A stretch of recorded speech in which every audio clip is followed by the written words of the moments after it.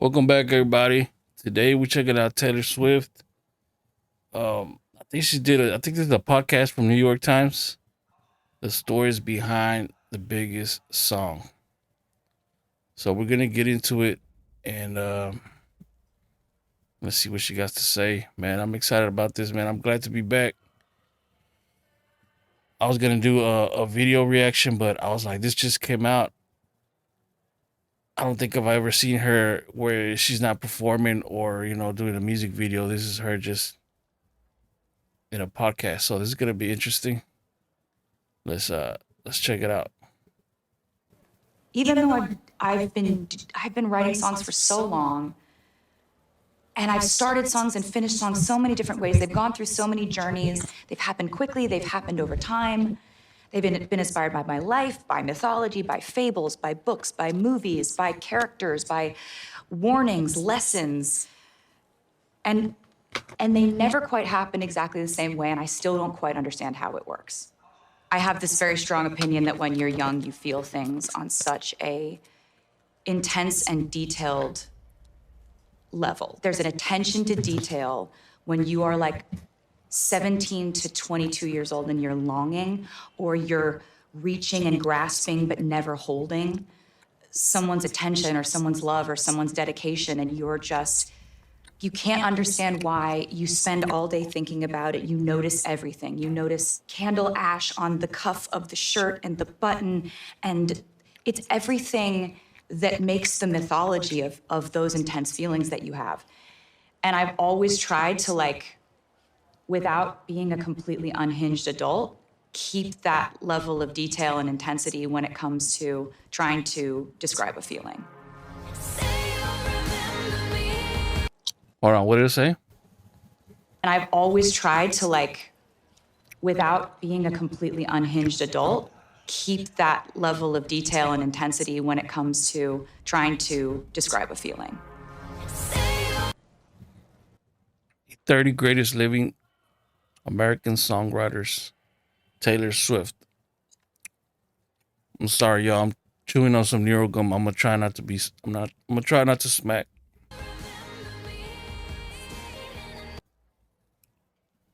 With Taylor Swift.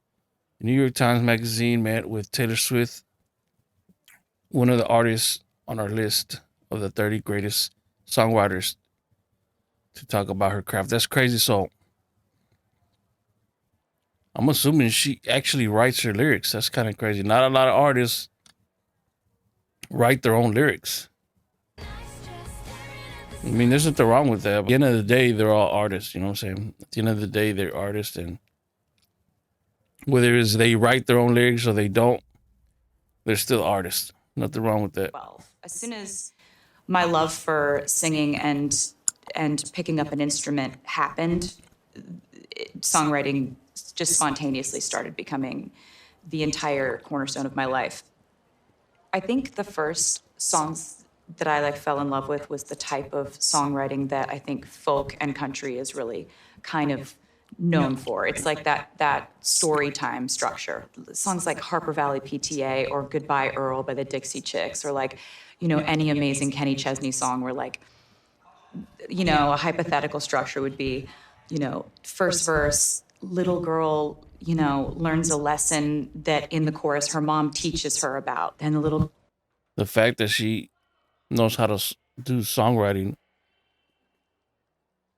and storytelling, that's crazy, because that's pretty dope that she likes to do that. She did do country. I don't think I've checked out any of her country music in this channel, have I? If not, I kind of want to go into that and see what she evolved from country to rock or pop and all that. Girl grows up and now she's a teenager and she realizes, oh my God, my mom was right about this. Now the second time you hear the hook, that same hook means something a little bit different because she's grown up in her life. Then the bridge, maybe she goes on in her life. She has a little girl. She imparts that wisdom onto her. And then if you really want to get me to cry, bring back that. In other words, if y'all don't really know too much of how music is structured, the hook is basically the chorus. Same first line of the song and end the song with it. So that was the first thing that made me think it's got to be country music. Oh, is that her? That was the first type that I really fell in love with. But then lyricism. She was young there. Hold up. Was that her?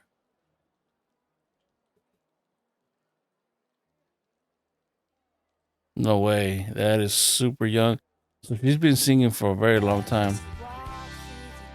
She looks super young. That was the first type that I really fell in love with. But then lyricism, I was the most intensely impacted by emo music, right? Dashboard Confessional, Chris Carrabba, Fall Out Boy, Pete Wentz's lyrics, how they take a common phrase and then they just twist the knife of it, right? Like, I'm just a notch in your bedpost, but you're just a line in a song. Drop a heart, break a name, right? Like, it's drop a name, break a heart. But they switched it. And I'd like, those are the kind of lyrics where I would read the lyrics to those songs, or the specificity of Hands Down by Dashboard Confessional, where I'd be reading those lyrics and I'd just finish reading a line and just go, oh my God. I got a publishing deal when I was 14. I was signed by a guy named Arthur Buenahora at Sony, and he just believed that I had a perspective that mattered. And I actually asked him if he could please hold my songs from being pitched to other artists. I was like, just give me some time to try to get a record deal. I'm gonna try so hard. I could almost compare it to the Brill Building. They have these offices on Music Row, or at least they had a lot of them then, that were like these small houses, these like cottages and bungalows. Now we have really tall buildings. Basically, you'd go there and there'd be 3 songwriters writing in this room, 3 songwriters in this room, 4 in this room, 2 in this room. And I would just go to school.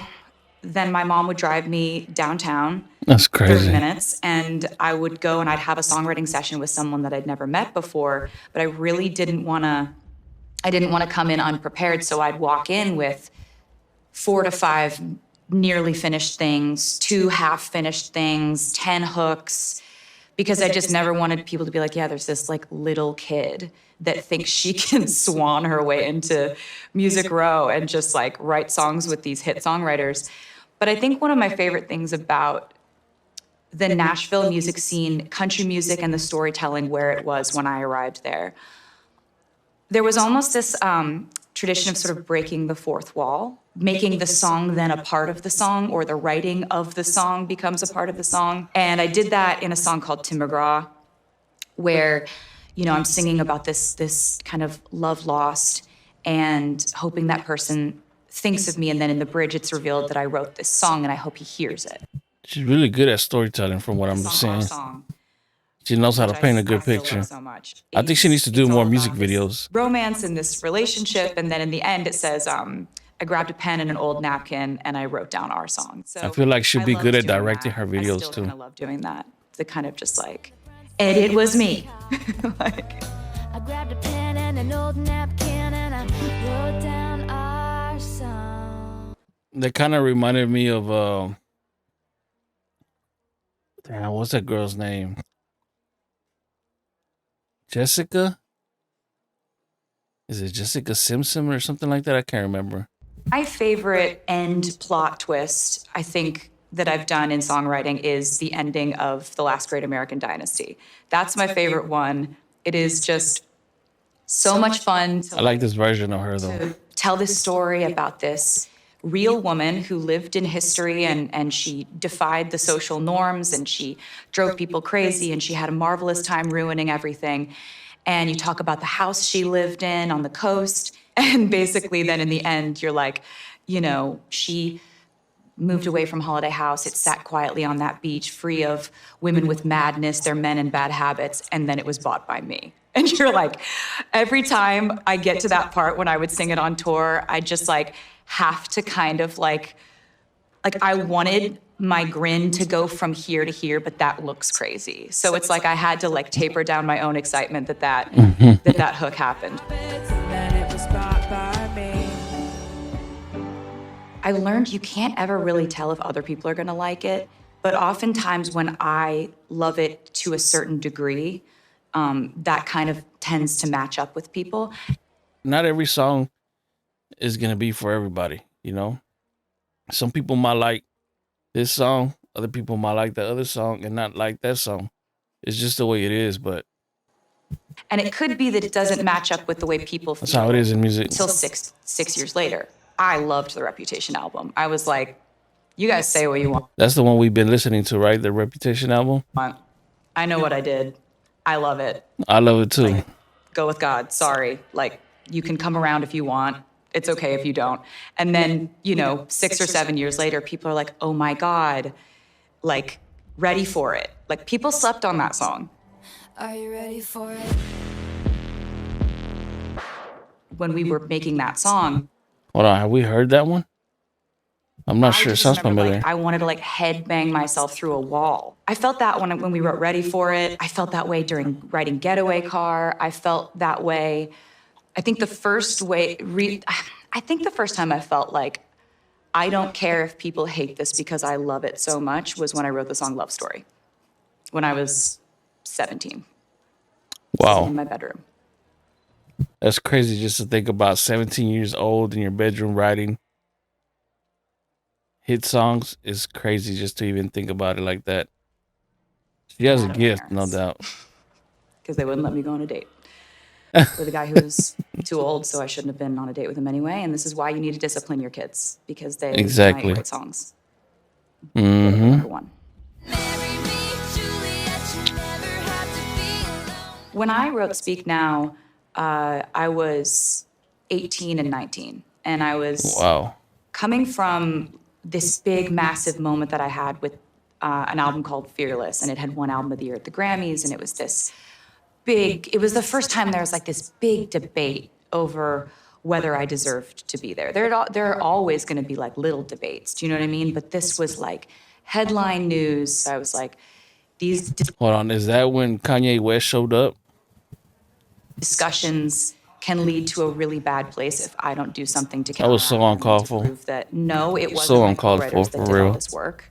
And yes, I am the author of this entire body of work that I was very proud of. I'd written so many songs alone, and I love collaboration. I love co-writers, but it's not something that I needed. It's when I started to trust myself as an editor, because a lot of what I'll do in a session, even now, and one of the reasons why Liz Rose and Jack Antonoff became people that I loved to write with for albums and albums, is because I'll have this stream of consciousness pouring out, and Liz would sit there with a notepad. But when you take that away, I just started, recording everything, right? Recording everything on a voice memo, because there will be times when I'm kind of in a zone and I'm writing so fast that there's no chance I'm going to remember what that meant.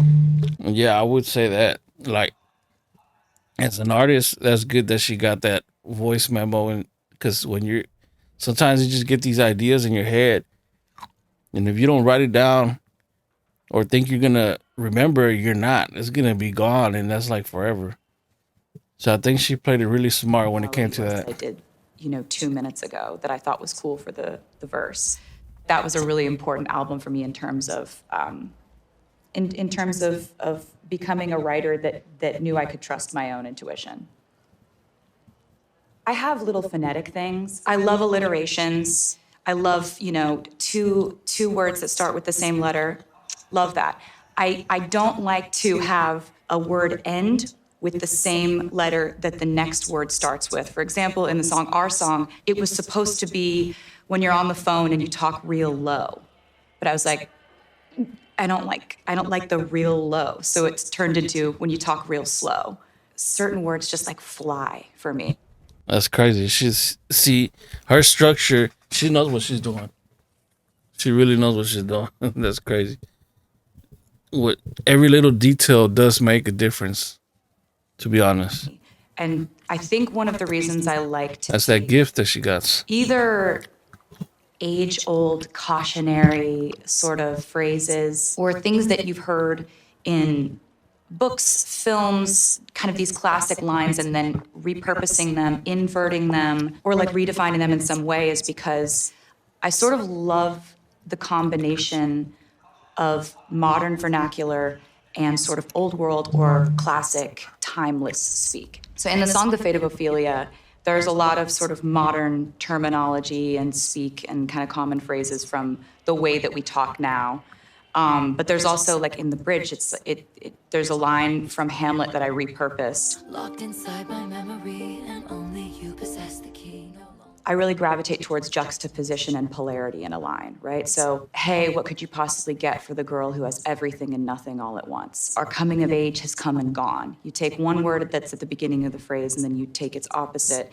Because ultimately, like, we are all filled with polarity, hypocrisy, these kind of battling features and factors that make up our jagged personalities. I have my phone and I have this file where I'll just be like, I know I like that, or I know I like that word, or I know I like that question. And then when I'll go into a session, I don't have social media on my phone. Like it looks like I'm just endlessly scrolling, but I'm scrolling through words, like the words in my file. If we're in the middle of writing a song, I'm searching for a perfect line that I thought of 4 years ago at 3 a.m. Wow, that's I think crazy. the importance for me of a bridge, it just feels like we're painting a picture. A bridge is kind of like something that leads into a hook, also known as the chorus, right? So it could be like one or two lines that just flow right into the hook. We're setting a scene. We have this opportunity as a songwriter to tell an entire story, an entire movie, or a very detailed description of one scene in a movie, or a very nuanced dynamic between people, or a complicated emotion. And we have only so long to do this, you know? I've written some really long songs in my life, but for the most part, they're between 3.5 and 4 minutes. You can start like, Yeah, it's like before songs 4 or 5 minutes, 3+ minutes was normal. 3 verses, now it's like the attention span is so low. 2 minute songs are like normal now. painting the picture in the verse. You can get to the heart of it at the chorus, but then the bridge can be where you zoom back, you walk 20 feet back, and you see what this entire painting was supposed to be. Like you've seen brushstrokes, you've seen the color tones, And her structure but is the bridge crazy. can be when you step back and you feel everything that that piece of art was supposed to make you feel. That's just how I feel about bridges. I came up as a songwriter in Nashville where structure is See what I a mean? huge part of how you effectively tell a story, right? You go verse, That's chorus, exactly what second I'm verse, saying. chorus, bridge, chorus. Maybe you repeat that first verse if you want to pull at some heartstrings, if it makes sense. Now, that's something that I absolutely subscribe to, that idea that it's, structure is important. But I think that when you write enough songs, and at least in my case, the intuitive part of your songwriting brain can kind of create a new structure that's not as classically what you've been taught. Like Jack Antonoff is a collaborator of mine and one of my best friends. We established this thing that we love to do, and we call it the rant bridge. I could point to examples like Out of the Woods, Is It Over Now, Cruel Summer, and oftentimes we love these rant bridges where it's basically like stream of consciousness, endless pouring out of emotion, intrusive thoughts, like blended with metaphor, with discussion, with shouting. Like you want this rant bridge to feel the most intense of what that feeling is that you're trying to establish over the course of the song. And you want it to kind of be a crescendo.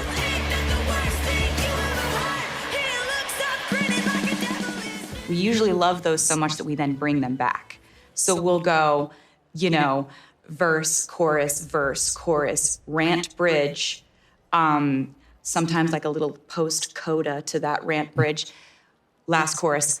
Bring the rant bridge back, maybe with the chorus chords underneath it. All right, y'all, we're gonna end it right here. I'm gonna continue on tomorrow with the next part. Y'all let me know what y'all think about what we heard of her so far.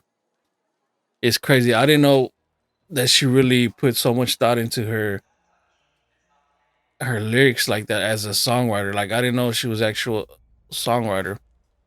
And the way she explains how everything plays out and the way she structures her her lyrics is pretty crazy, and that's why she is who she is and the success that she has, because not every artist can do that. To be honest, like for her to know how every single little detail is gonna play out and the way she structures it, and just like how she said, she might be in the middle of a recording session and then like she's trying to find that word in her files from her phone from like years ago, and then just to put that part puzzle together is crazy. That's what it takes for an artist like her to be where she's at, and that's why she's there. If y'all like the video, make sure y'all like, comment down below if you want to see more videos like this. I'm still gonna be doing the video reactions to one of her I think Post Malone is the one y'all were talking about. I'm kind of excited to hear that one, so I'll see y'all later.